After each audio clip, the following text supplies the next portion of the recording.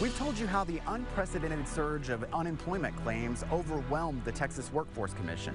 Some Texans are still waiting for their unemployment claims to be processed, and the commission also faces an increase of people looking for work. Our Maggie Glenn spoke to Executive Director Ed Serna about the challenges and what still needs to be done to help Texans out of work. First of all, can you kind of discuss the status of how the TWC is handling claims right now? We're still kind of hearing some complaints about people having difficulty when they call. People are still kind of saying it's hard to get through. Yes, and I'll be the first one to tell you that it is hard to get through, but we are taking serious steps, and I've mentioned this before. We're taking serious steps to address that. First of all, our fourth outside call center came on board today. It was a little bit delayed because of training from our previous estimate. That will add 300 people to take calls. They'll probably be fully up to speed very early next week because we'll be working through the weekend. That will mean that we will have about 1,000 people taking calls from outside call centers, including the 400, adding to it the 400 that we have with our internal call centers. In addition, we are looking at our assignments, looking at the reason people are calling and the reason people's claims aren't being filed, and we are generating outbound calls to a lot of people. We'll also be posting things on our website and on social media, but we have made significant strides. We're seeing an increase almost every day in the number of claims that we're successfully taking and that are getting filed. We're up to over 1.8 million claims filed through yesterday. Wow.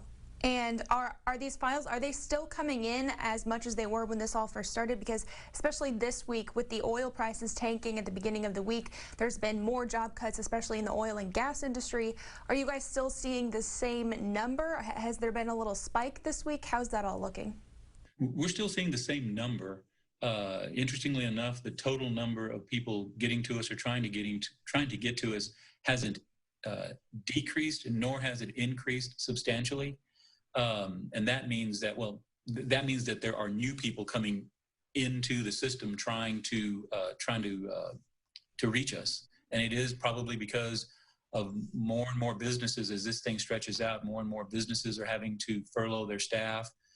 More industries are affected. And of course, as you pointed out, the oil industry is now coming into play. So Governor Abbott, he recently announced the workintexas.com website for people that are looking for jobs. How has the response been since this announcement, and how is TWC kind of handling the surge of people looking for new jobs?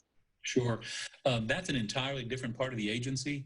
TWC does a whole lot more than just process unemployment claims, and I know that you know that.